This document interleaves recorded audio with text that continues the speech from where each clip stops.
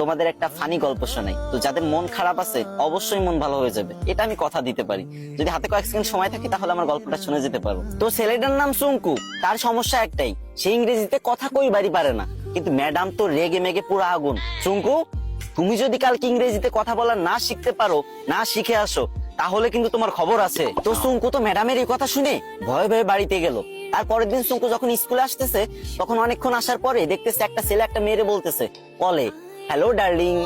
তখন সুঙ্কু বলল, এই তো পাইছি রে, এটাই তো ইংরেজি। হ্যাঁ রে আল্লাহ, এত সহজ কথা আর আমি শিখতে পারি না। যাক, এটা আমি মুখস্থ করে নি। তো সুঙ্কু মুখস্থ করে নিল, হ্যালো ডার্লিং।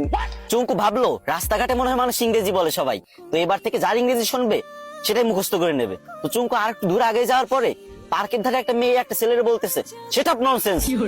তো চুঙ্কু বলবে, এই তো আর একটা ইংরেজি পাইছি, সেটা ননসেন্স। এটা শিখে নিল। চুঙ্কু তো মহা খুশি, ভাবতেছে মনে মনে, কি রে, আমি দুইটা ইংরেজি শিখে গেছি, আজকে তো ম্যাডাম আমার কিছু কইতে পারবে না। আর একটু আগে যাওয়ার পরে বাস থেকে লোক নামবে, ঠিক আছে, তো সুপারভাইজার বলতেছে লেডিস ফার্স্ট, লেডিস ফার্স্ট। তো চুঙ্কু ভাবছে যে এই তো শিখে ফেলছি 3 নাম্বার ইংরেজি, 3টে ইংরেজি শিখে ফেলছি, আমি তো পারি না ইংরেজি, 3টে ইংরেজি একসাথে শিখে ফেলছি, ম্যাডামরা তো যাই ফাটাই দেবো পুরো। তো চুঙ্কু তো মহা ভাবসাব নিয়ে পুরো নায়ক শাকিব খানের মতো হাঁটতে হাঁটতে স্কুলে চলে গেল। স্কুলে যাবার পর যখন ম্যাডাম ক্লাসে আসলো, তখন সবাই দাঁড়ায় বললো, গুড মর্নিং ম্যাম।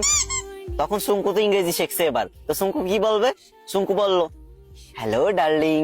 এই কথা শুনে ম্যাডাম তো পুরো রাইগে মেগে ফায়ার। ম্যাডামের কান, নাক, চোখ, মুখ সব জায়গাতে আগুন বেরোচ্ছে, আরো কোন জায়গাতে যে আগুন বেরোচ্ছে কোনো ঠিক নাই, ঠিক আছে। তো চুঙ্কুরে বললো, হাউ ডেয়ার ইউ। চুঙ্কু বলছে, সেটা ননসেন্স। ম্যাডাম তো এবার পুরোই রেগে মেগে হট, বলছে, চুঙ্কু চলো প্রিন্সিপালের কাছে, আজকে তোমার খবর আছে। এদিকে চুঙ্কু বলতেছে, ম্যাম লেডিস ফার্স্ট। গাইস, তোমাদের হাসানোর জন্য